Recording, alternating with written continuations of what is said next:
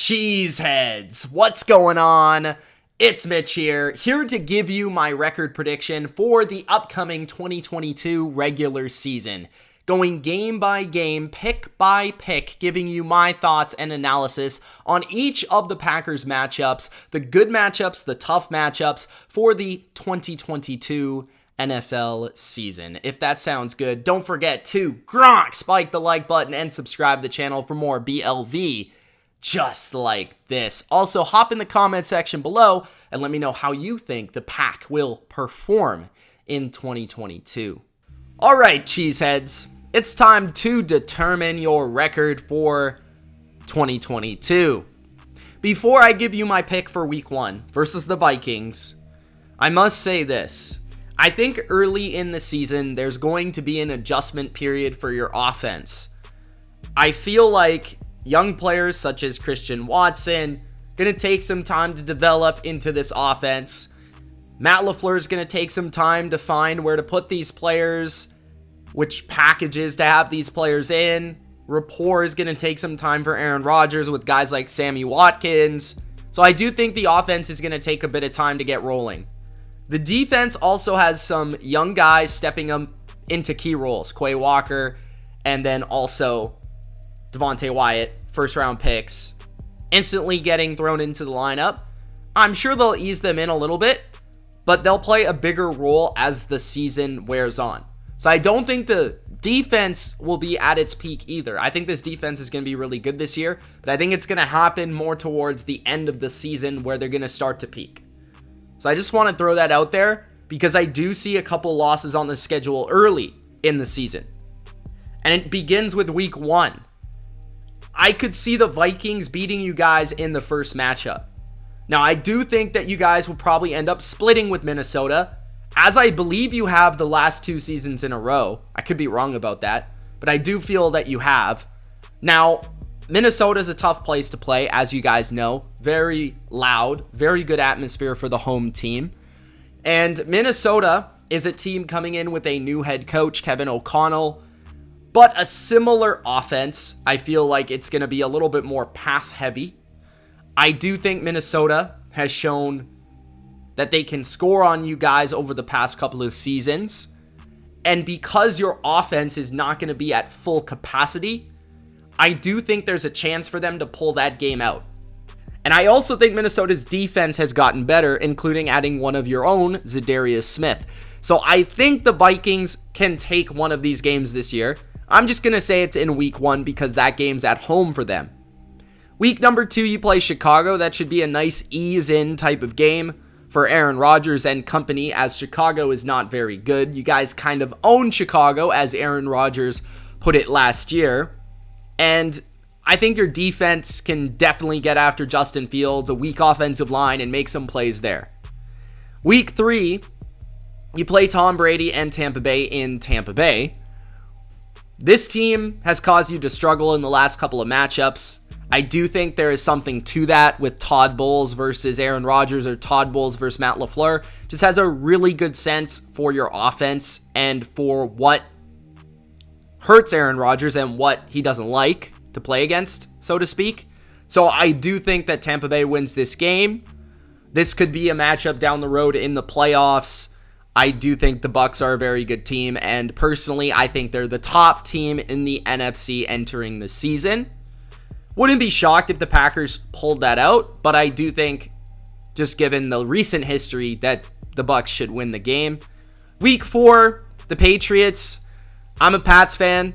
I think that New England can give the Packers some problems. I do think they can make this one close, but I just have too much respect for Aaron Rodgers at Lambeau and what the Packers have done there over the last couple of seasons, especially just over the course of Rodgers' career.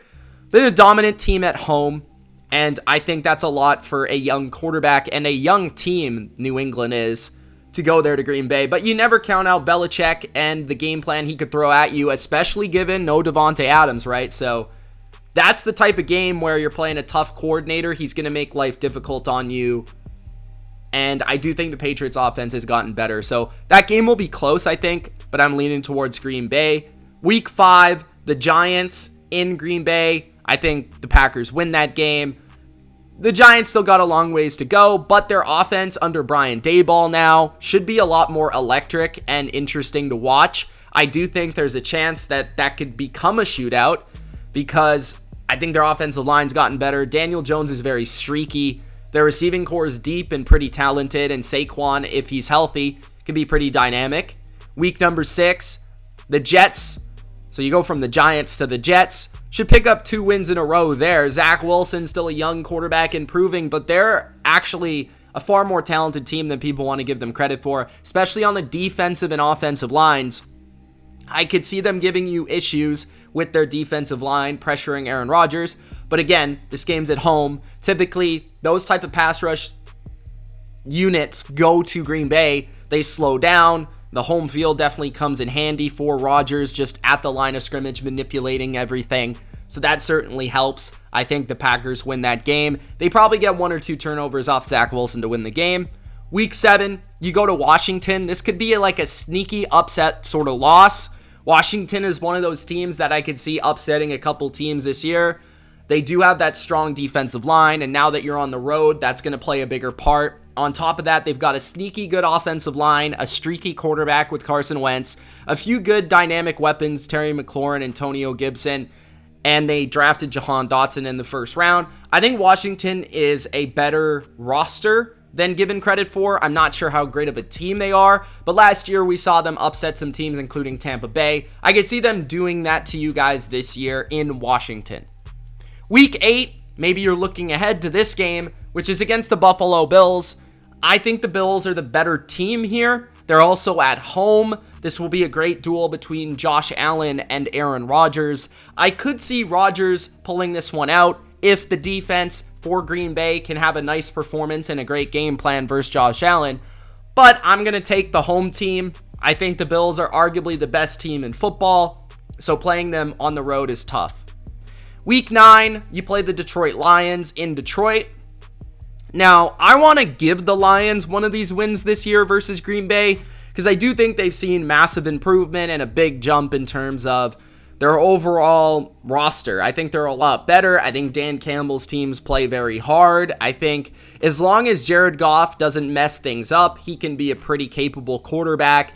They added Jamison Williams and DJ Chark, and I think they did a good job of complementing him offensively, on top of having a strong offensive line, a run game, a defensive line with Aiden Hutchinson that's got a lot better. So I could see Detroit winning one of these games this year. I kind of want to give them a win, so I'm just going to say that they win at home.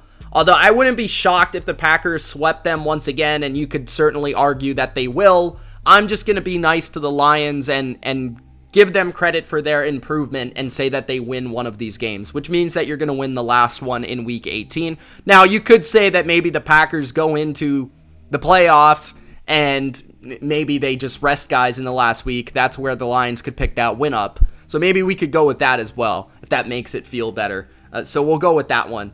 Week 10, the Dallas Cowboys take on the Green Bay Packers. This game should be very fun. Dak Prescott versus Aaron Rodgers. We've seen some duels in the recent history that have been very exciting. Some of the best games of those seasons. I think the Packers win. I just think they have something over the Cowboys at this point where they just always pull out these close games. Rodgers just finds a way at the end, last minute, to do it. And Mason Crosby usually makes the kick. Now, Mike McCarthy, potential revenge game in store, could happen. But it's in Lambeau. I'm going to give the edge to the Packers there. I also don't think the Cowboys are as good as they were last year. Tennessee in Green Bay. I think the Packers win. This is a Thursday night game at home. Short week for the Titans, having to travel. Tough spot for them. As long as you can slow down Derrick Henry, which your run defense has improved on paper, should be able to do so. I think that Tannehill can't match Rodgers at home. Week 12, you play the Philadelphia Eagles. I could see this game being tough because the Eagles are excellent at the line of scrimmage, very good offensive and defensive lines. They could maneuver the ball on the ground and keep Rodgers on the sidelines, especially on the road, to be able to win this game. So I could see an avenue where you lose this game, but I do feel like one of the weaknesses of the Eagles is their vanilla defense. They don't play very dynamic, complicated schemes. And I do think a veteran quarterback just like Aaron Rodgers, as we saw with Tom Brady last year in the playoffs, can dice them up. So I'm going to take the Packers on the road with a big win over the Eagles. I think the Eagles are going to be a good team. They're going to make the playoffs. They're going to win their division. So that would be a pretty nice win there on the road. Also, they get that extra time to rest from the Thursday to Sunday, which should help them prepare. Week 13, they played the Chicago Bears in Chicago. I think you sweep the Bears this year. I don't think they're very good. I think they have problems on the offensive line. I don't think they have enough dynamic talent on defense. And I just don't think Justin Fields can get this done. Then you got the bye week. Then you come back and you play the Rams, which would be a nice, very nice spot for a bye week, preparing for the Rams. You would think at Monday night in Green Bay, you should be able to pull this off, and I'm going to go with you here. I think the Packers, they have this edge over the Rams. I think they match up well with the Rams. We've seen it the last 2 years where they've been able to beat them at home. If this game was in LA, maybe it's a little bit different, but it helps that you're on a bye week. You get the 2 week to prepare and to rest. I also think there's something about LaFleur versus McVay where they're very familiar, and guys that are familiar with McVay, like Shanahan, seem to have success against him. I don't think the Rams defense is quite as good as it was in the playoffs. They lost some pieces. I do think that at this point in the season, the Packers will be playing their best defensively, especially Monday when the crowd is very rowdy entering the playoffs. So I think the Packers win that game. Week 16, you play in Miami after a big win versus the Rams. Right? I think you have to go to Miami, Florida, which is a place where Rodgers typically struggles. It's going to be very hot, which is weird for the Packers at this time of the year where they're typically used to the cold, right? Just having probably played a Monday night game that was pretty cold against the Rams, which is another reason the Rams probably lose that game because it's cold in Lambeau. I think that the Dolphins win this game kind of shockingly, and bring the Packers back down to earth just because I know what it's like to go to Miami late in the year as a Patriots fan. It's very difficult for any team, any great team, to go there and win. So I think the Dolphins just pull that one out for whatever weird reason. Then week 17, you play the Vikings and you get your revenge from week 1 and you win that game to even the season series. So overall, I see the Green Bay Packers at 11-6, potentially 12-5. But that's kind of where I'm at with Green Bay, is 11-6, 12-5, in that range. Would it shock me if they went 13-4? No, given their regular season success. And this is still another season where it's not a crazy hard schedule.